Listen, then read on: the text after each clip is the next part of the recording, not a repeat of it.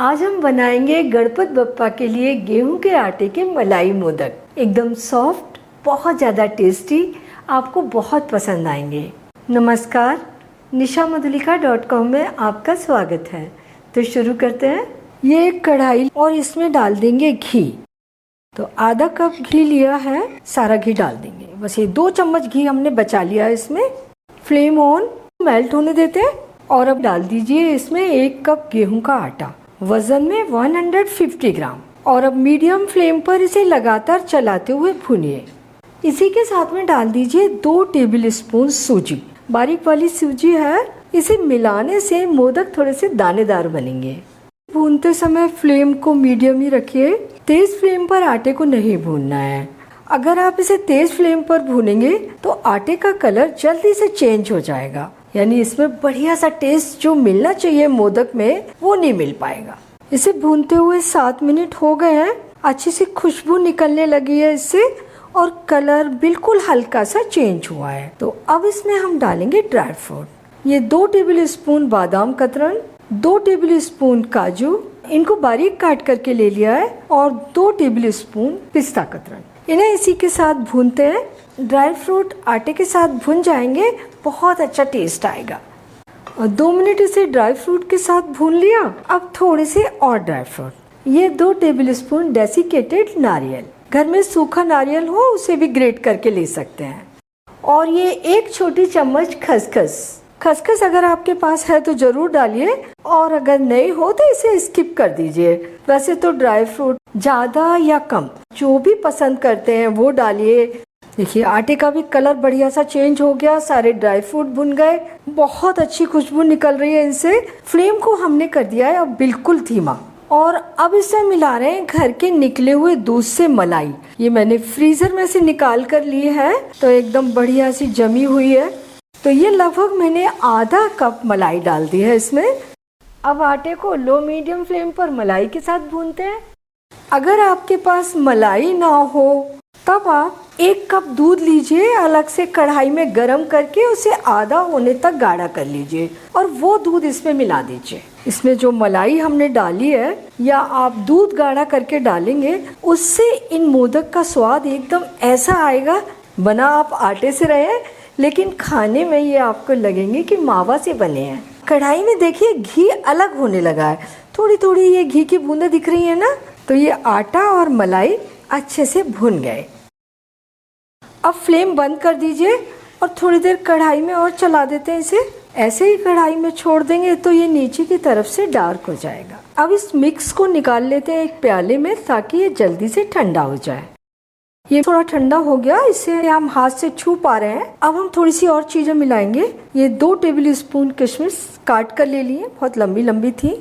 और ये 5-6 इलायची को कूट कर दरदरा सा पाउडर बना के ले लिया है। और ये 1 कप शुगर पाउडर, वजन में 150 ग्राम। शुगर पाउडर अपनी पसंद के हिसाब से कम ज्यादा कर लीजिए। आप चाहे इन्हें गुड़ से भी बना सकते हैं। पाउडर गुड़ है तो वो ले लीजिए।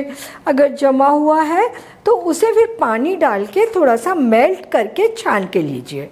ये मिक्स हमें थोड़ा सा सूखा दिख रहा है। ये जो घी बचा हुआ था कप में, उसको मैंने मेल्ट कर लिया है और मिला देते हैं। घी मिलाने के बाद भी ये हल्का सा सूखा लग रहा है। मोदक बनाने के लिए मिक्सचर थोड़ा सा गीला चाहिए, क्योंकि इसे हमें सांचे में डालना है। पहले आधा टेबल स्पून दूध डालते हैं और मिला लेते हैं। ये जो आधा बचा था वो भी डाल देते हैं, अच्छे तरीके से मिक्स करते हैं। और अब ये बन गया प्रॉपर मिक्स, अच्छा सा सॉफ्ट मिक्स बन गया। हमने ये सांचा ले लिया है, अल्युमिनियम का सांचा है, प्लास्टिक के सांचे भी आते हैं और इजीली मार्केट में मिल जाते हैं। ये आप चाहें तो ऑनलाइन भी मंगा सकते हैं। तो सबसे पहली बार सांचे को खोल कर इसमें थोड़ा सा घी लगा दीजिए। बार बार नहीं लगाना, लेकिन पहली बार जरूर लगा लीजिए। और अब इसे बंद कर लीजिए, इस तरीके से पकड़ लीजिए।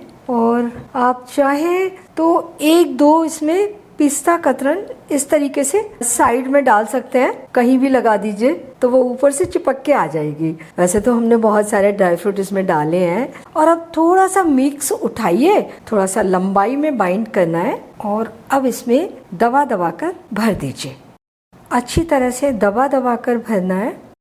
एक्स्ट्रा मिक्सर को निकाल दीजिए। एक जैसा कर दीजिए और यहाँ से एक बार और अच्छे तरीके से दबाइए, जो इसके तीनों पार्ट हैं वो अच्छे तरीके से मिल जाएं। अब इसे खोलते हैं। ये बन गया हमारा प्यारा सा मोदक। अब सारे मिक्स से फटाफट इसी तरीके से मोदक बनाकर तैयार कर लीजिए। इस सांचे को बंद किया, एक दो पिस्ता कतरन इसके किनारों पर लगा दी, अच्छी लगती है ना ऊपर से लगी हुई, और मिक्स को हाथ में बाइंड जरूर किया। एक बार मिक्स प्रॉपर तैयार हो जाए फिर मोदक तो फटाफट बन जाता है। इस सारे मोदक बनाकर तैयार कर लिए और ये जो थोड़ा सा मिक्स बचा है इसका मोदक हाथ से बना लेते हैं। तो हाथ से बनाने के लिए इस तरीके से मोदक का आकार दे देंगे। लड्डू तो हम गोल बनाते हैं लेकिन मोदक थोड़े से ऊपर की ओर नुकीले होते हैं। और अब इस पर मार्क डाल देते हैं, स्पून या चाकू या कोई रॉड, जिससे भी आप आसानी से मार्क बना सके बना दीजिए, लेकिन इसमें आपको थोड़ा सा टाइम लगेगा। सारे मोदक तैयार हो गए। गेहूं के आटे के मलाई मोदक बनकर तैयार है और देखने में कितने अट्रैक्टिव लग रहे हैं, बहुत ही ज़्यादा टेस्टी बने हैं। और आपने बनाने का तरीका देखा, कितनी आसानी से बन गए हैं। आपको थोड़ा सा ध्यान जरूर रखना है, जब आप गेहूं के आटे को भूने तो लो मीडियम फ्लेम पर भूने, ड्राई फ्रूट डालते जाए, फ्लेम को लो मीडियम ही रखें। सारी चीज़ें मिक्स करने के बाद अगर आपको मिश्रण थोड़ा सा ड्राई लगता है तो उसमें 1-2 चम्मच दूध की मिला लीजिए। आप बहुत ही अच्छे मोदक बनाकर तैयार करेंगे और ये मोदक आप फ्रिज में रखकर पूरे 10-12 दिन तक खा सकते हैं। तो आप इस बार गणपति बप्पा के लिए ये वाले गेहूं के आटे के मलाई मोदक ज़रूर बनाइए और बताइए कैसे बने, और ये भी बताइए कि मुझे आपके लिए और क्या बनाना है।